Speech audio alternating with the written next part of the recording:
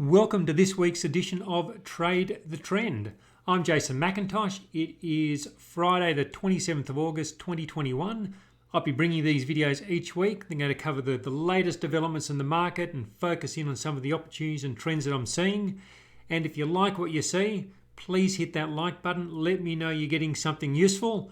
And also leave me a comment in the section below. Let me know which markets or stocks that you're interested in, and I might be able to cover them in a future episode. All right, well, with that said, let's get into the first chart.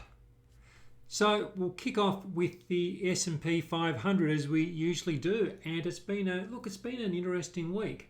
So we have last week we were just here on this day here, and like clockwork, the buy the dip traders have come in right around this 50-day moving average and push the S&P 500 up to a new all-time high. So look, that's pretty bullish price action. It keeps that bullish case in play. It's look, for a while I've been talking about my concerns with the lack of breadth in the market, and I still have those concerns. But at this stage, we need to go with the trend, and the trend is clearly pointing upwards. So we'll go over to the Dow, and same sort of price action, but not quite as convincing. So for the last little bit, we've been watching this zone through here of these previous tops, and last week we were talking about how it had broken down below. Look, since then we've hit that 50-day moving average and we've broken back up, but look, it's not a very convincing sort of move back up. We haven't been able to make this new 52-week high here like the S&P 500. Had this down day yesterday. Looks like we're going to come back and maybe retest this level. I think the key now is to watch what happens around this low here. If the market breaks below there, that means it's going to be through this area, through the 50-day moving average, below the previous low, and that's not going to be a good sign. That's going to then suggest, look, a retest down here of the 100-day moving average, and then that's going to bring these lows through here into focus. So that's the risk. It's not the base case. At the moment, the trend is still up. We need to stick with the trend and give it the benefit of the doubt.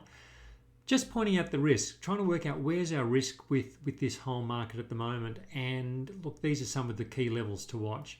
We're watching here around those previous highs. We're watching the 50-day moving average, which is just below it. We're watching the low from last week here, and we get through there. Well, it's really opening up the potential for down here. Okay, let's jump over to the Russell 2000 quickly, the small cap index. Look, it was really teetering on the brink here last week, down around these previous lows. And it's bounced, so that's good. It gets it out of the immediate danger zone. It's back in the middle of the range. You know, from here it could still consolidate and break higher. It's not outside the realms of possibility. But look, as I keep going on about with this downside risk, I'm concerned the moving averages are flattening and maybe starting to roll. If I just looked at this chart on its own in complete isolation, I would say, look, maybe there's a bit of a rounding top formation sort of happening here. So you can sort of see it. You can see how we're making those highs and we start rolling over. And I wonder if, and I wouldn't be putting this on as a trade at this stage because it hasn't broken down, but I'd be wondering if it's going to do something like that. That's not what we want to see in the stock market. And this market's not going to do what I was saying. The Russell won't do this independently of the Dow and the S&P and the Nasdaq. Well, at least you wouldn't think so. So the other markets don't have that set up at the moment. So hopefully this is an outlier which doesn't come in. But again, it's one of those things got to be aware of. There are other things that could happen other than the market going up. So being aware of them helps to put us ahead of helps to put us ahead of the game hopefully. So let's jump over and have a look at the local stocks. So I've left on the trend channel we've been looking at in previous weeks. last week we were down here in the middle of the range. We've had this pretty soft, uninspiring rally over the last few days. Look, it's not convincing, but the trend is still up. This is the support area where we're watching. In around there, around these previous highs, coincides with where the 50-day moving average is. Look, if we get a little bit of turbulence over the next few days, and there is a Fed meeting going on Friday in the US and over the weekend. If we get some turbulence coming out of that, maybe we do retest this level here. If that breaks, well, then we're looking down to the bottom of this trend channel, down around 75.50.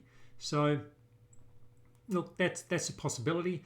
It's some of these levels start breaking in these markets, well, then we start looking at the possibility of a more drawn out consolidation going on, because we haven't had one for some time now. So it's going to happen at some point. We just don't know when it is. So whilst the trend's up, we stay with it. As we see warning signs, we just get cautious. We don't preempt them, but we just get a little bit cautious and keep an eye out. Now, I had a comment under last week's video asking about about how to hedge. And I asked about this particular stock, the Beta Shares Bear Fund, BBOZ, an ASX listed fund. And so what this is, it gives you roughly 2 times leverage. So if you buy $1,000 worth of stock, it'll give you a short exposure for about $2,000 worth of stock. But just check the BBOZ website for all the details on that.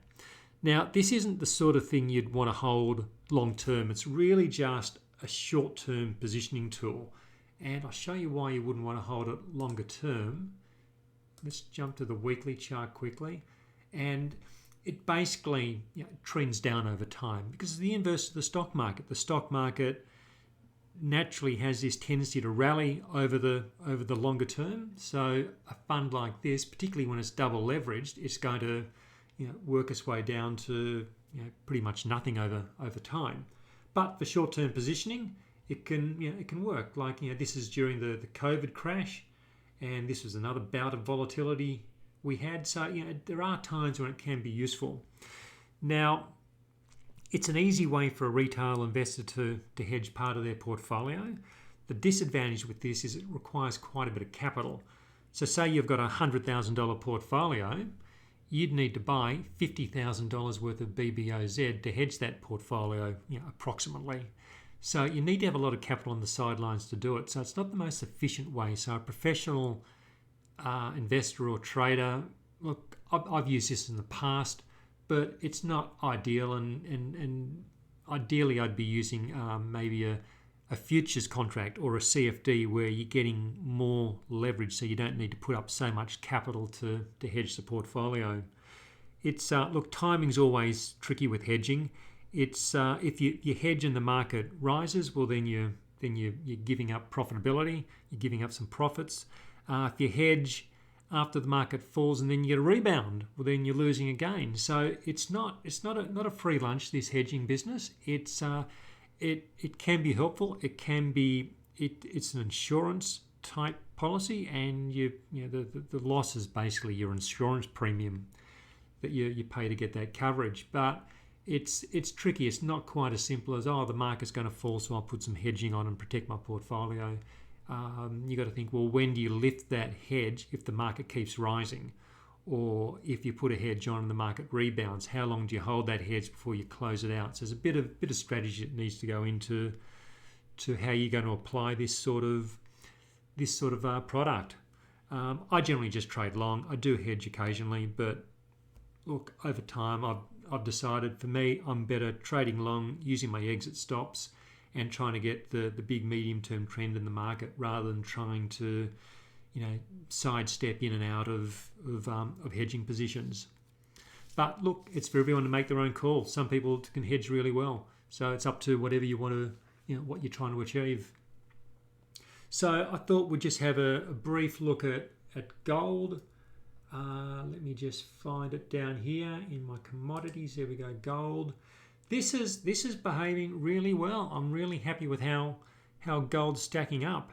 It's just quickly, let's just this is a weekly chart at the moment, so let's just have a quick look at the weekly chart, and this is looking really good. I think this is a sort of pattern which really does have the potential to sort of like make its way up in that direction there. Let's jump over to the weekly, not the weekly, the daily. The daily is what I should say.